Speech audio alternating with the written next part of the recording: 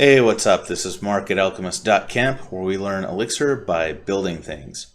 And today we're actually going to build something really contrived that's just for the purpose of learning language feature. Which is very much not the spirit of the screencasting series, but this feature is really important and it's a little bit abstract. It's protocols. Now, you may not realize it, but if you've been doing much of anything with Elixir, you've probably been using protocols. Give you a simple example of a list where, say, our list equals the numbers 1, 3, and 5. And if you do something like L feeding into enum.count, that is actually using the enum protocol or the innumerable protocol. And if we inspect that with IEX's I, we can see data type list and implemented protocols, collectible, and innumerable. And inspect. Actually, inspect is what we use anytime we do something like this. Inspect L, and we can see what that list is. And note that if we do io.puts of L, then we get something, but it's pretty weird. And this is actually just printing out the ASCII values 1, 3, and 5, I believe. Let's see if we can, what happens if we put 13. Yeah, that looks like ASCII. So what makes it so powerful is that we can do that enum.count on L, which is a list, but we can also do that on something that's not a list. We could do it on, say, a range from 1 to 5. Well, there are 5 elements in that. And just as we could do count, map is a function that'll take the everything in the collection that you pass to it, apply some transforming function to it, and return a list of those things. So I'll give you an example here of squaring each element. So say function x, return x times x. And there we go. And we can actually do the same kind of thing on L, which, as you recall, was a list rather than a range. So it's basically a way of disintermediating our functions and our types or our structs. And we'll close IEX, and now we're going to make a protocol for animals. We'll call that animal, and this is just going to say a few things that animals can do. We don't actually define functions. What we do is we say which functions exist, and each one must have an argument, but there's no function body. So I'll just make 3 functions here. We'll call one of them greet, one of them speak, and one of them warn. And we'll make some more in a little bit, but we'll just start with this. And now let's make a dog module. Our dog module is actually going to define a struct for dogs, and we'll say that the dog struct has a name, and the default name is an empty string. Then we're going to have a new function, and the new function will take in a name, and that is going to return a dog with the name that was just passed in. And actually, let's make this required that we have a name passed in, so that we can't just create a dog struct that doesn't have a name defined. So we'll use enforce keys, which takes a list of atoms of the keys that must be defined. So name must be defined, and to do that, we're going to need to alias the module. And that is done with double under module double under. And this is the same meaning as dog, but while dog is being defined, we can't use that word. So alias double under module will get the dog out. All right, now let's open up IEX and see if we can use this. So new session, compile animal.ex. Okay, looks like we've got both compiled. So first, let's see if we can just make a dog that doesn't have a name defined. That's not allowed. Good. Following keys must be given when building a dog struct, name. So we could name Buster. That's fine. Or we can say dog.new Buster, and that gets us a new dog. Good deal. Now, the next thing to do is implement the animal protocol in our dog. We'll do that at the bottom of the dog struct, and that's done with defimple animal for dog. Now, I just want to point out, we don't have to do this defimple inside the dog module. We could do it right after the animal protocol, or in the same file as a protocol, or wherever we want to. For convenience, we're going to do it here, and we need to define each of these three functions in order to implement the protocol. So first is warn. We'll say def warn, and we're not going to use the arguments. Do growl, and then speak is going to be woof. And finally, greet, we're going to say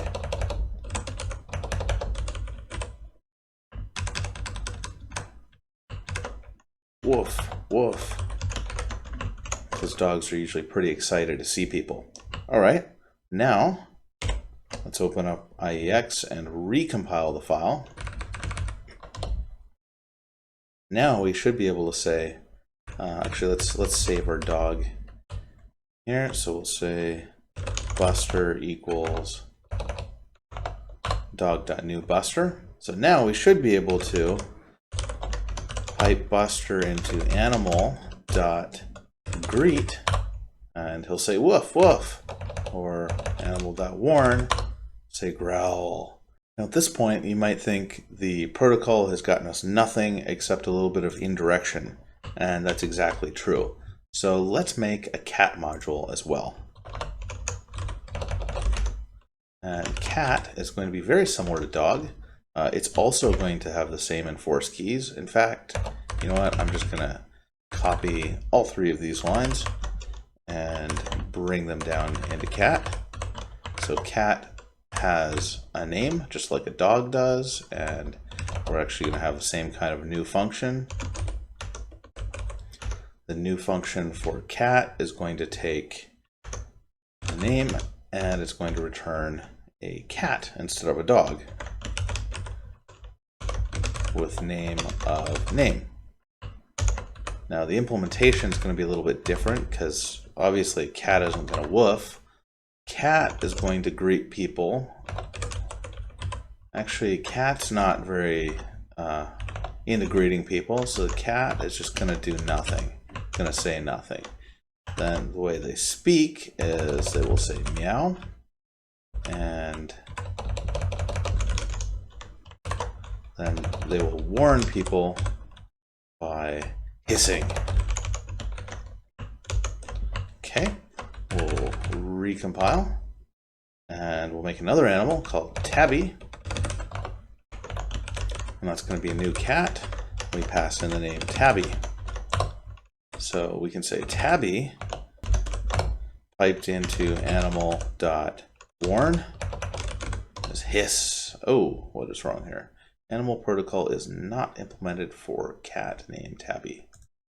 And that's because I put the functions directly inside of the file instead of, or inside of the def module instead of wrapping them in a defimple. So I'll fix that. Defimple animal for cat do, and then these three lines got to be indented one more, and then we'll end that. Recompile and get Tabby, and Tabby can warn with a hiss, and Tabby can greet by doing nothing. Excellent. Okay, so this is a little bit interesting. I mean, we could say like my pets is a list of Tabby and Buster, and then we could do something with an innumerable, like my pets enum.map animal.speak.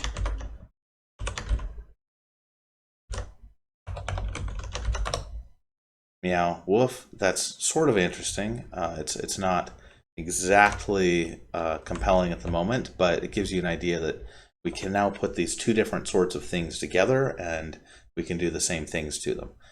Let's add some default actions for animals. Actually, let's make a default implementation, an implementation for any. So def impl animal for any. And we're not going to define a warn, or we will, but it's going to be empty. Basically, all of them will be empty.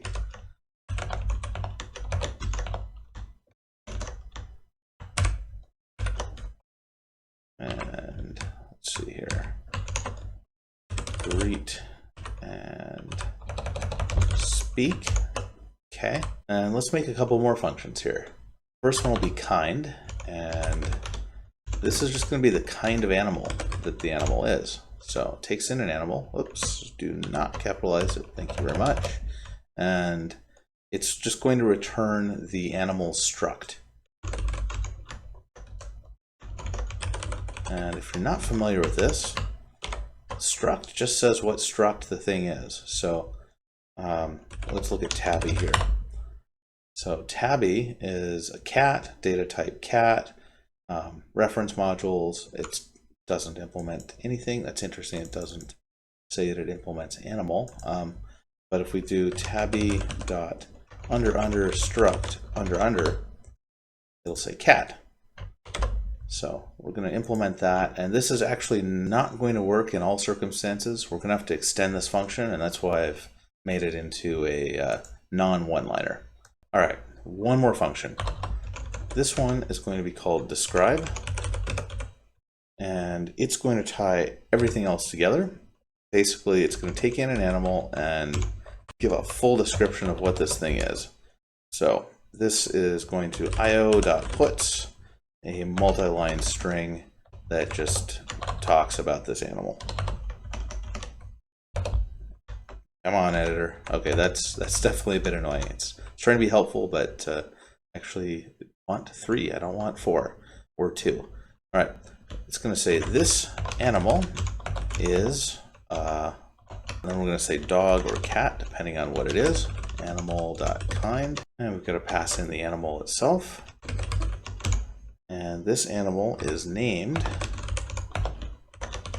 animal.name, and this is .name because that is a property of the animal struct. It's not, oh, it's gonna wrap that thanks to the formatter. This is a property of the animal struct. It is not something implemented by the protocol. So the dog struct has a name, the cat struct has a name. If you pass in any sort of animal struct that doesn't have a name, there will be problems. It says animal.warn when it's scared. And it says animal.speak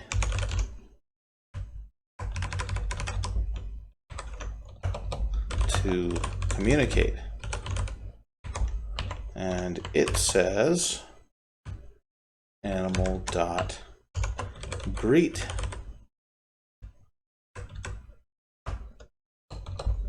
when its friends arrive.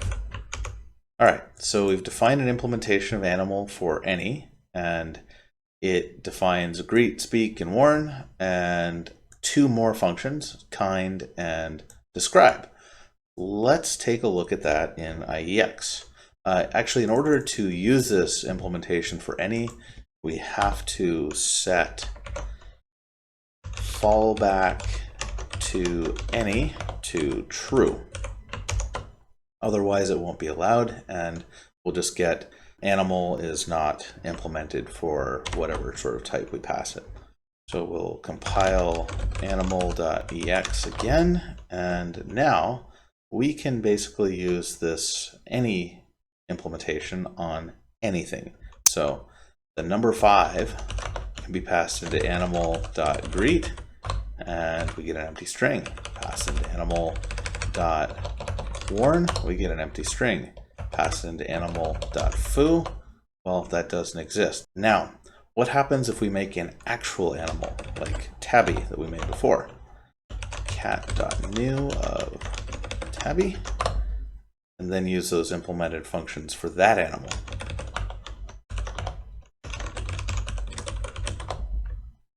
Okay, so that's still as it was. That's still as it was. Okay, can we use the totally new ones? No, we can't. And that's because Tabby matches animal.cat. We've already implemented animal for cat, and we have not included these new definitions, which we wanted to be general. There's a really easy way to do that though, and I'll show you how to do it. All we need is defdelegate. And defdelegate will delegate any function we choose, in this case it'll be kind, with one argument, to any implementation we choose. In this case it'll be animal.any.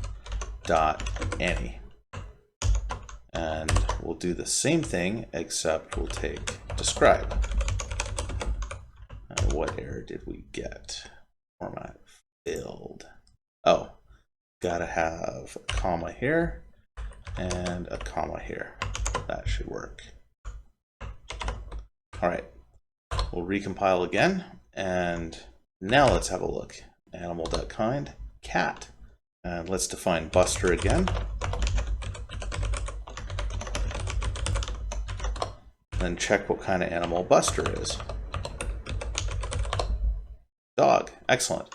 Now, as you may recall, I said there was a small problem with this kind definition, and I'll show that to you by using our describe function, which will now work on any kind of animal now that we have the defdelegate there. So describe is going to correctly get almost everything. This animal is a elixir.dog named Buster. It says growl when it's scared, it says woof to communicate, it says woof woof when its friends arrive. Now if we look at Buster directly, and animal.kind, which we just did, it says dog, but in here we have elixir.dog. So what we really need to do is take this elixir.dog and break that down to just dog. And we can do that with module.split. So if we had an animal.dog.poodle.toy and use module.split on it, we would get a list of several strings. And what we do is we'll just take the last one. So list.last, and that's always going to be what we want. Except we don't really want capital dog here. We want a lowercase dog. So we'll also use string.downcase. So let's add that logic in up here. So we'll pipe the struct into module.split, and then pipe that list into list.last, and then pipe that word into string.downcase. And that should do it for us. Recompile. And now, when we look at a description of Buster, and we can get just as good of a description of Tabby the same way. And what's most interesting is when we add a new kind of animal, and this would be super easy to do in an object-oriented language, but Elixir isn't object-oriented. I guess the trade-off is if it's object-oriented, then it's very easy to make a new class, and that new class will have the same behaviors as the other. But it's difficult to make a new function, because if you make a new function that applies to all of those classes, you'd have to update dog, you'd have to update cat, you'd have to update everything. With a functional language, it's the other way around. With a functional language, we can just make another function. It doesn't have to be in the same module at all that operates on whatever kind of animal. And that's pretty easy to do. But what's more difficult to do is to make a new kind of struct that does all the things that the other ones do. And that's what we get out of protocols. Because of protocols, if we were to make another kind of animal, like say a duck, we would not have to re-implement any of this. It would, and it's just trivial to make another animal. In fact, I will implement a duck right here. So this module is for duck, and ducks greet with quack, and I guess they speak by saying quack, and they hiss. And now we can recompile, say duck, and give it a name. Its name is feathers animal.describe, and we get all of that for free, pretty much. This animal is a duck named Feathers. It says hiss when it's scared, it says quack to communicate, it says quack when its friends arrive. In much the same way, but an even more powerful example, if you look at the innumerable protocol, which is built into Elixir, you just have to implement 4 functions. Implement count, will say how many things are in the enumerable thing. A function to say whether if something is a member or not. Reduce, which is by far the hardest to implement. And then slice, which will return a subset of the enumerable collection. That's it. Just 4 functions, and then you get all kinds of things. Let's find enum here. Then you get all of these functions.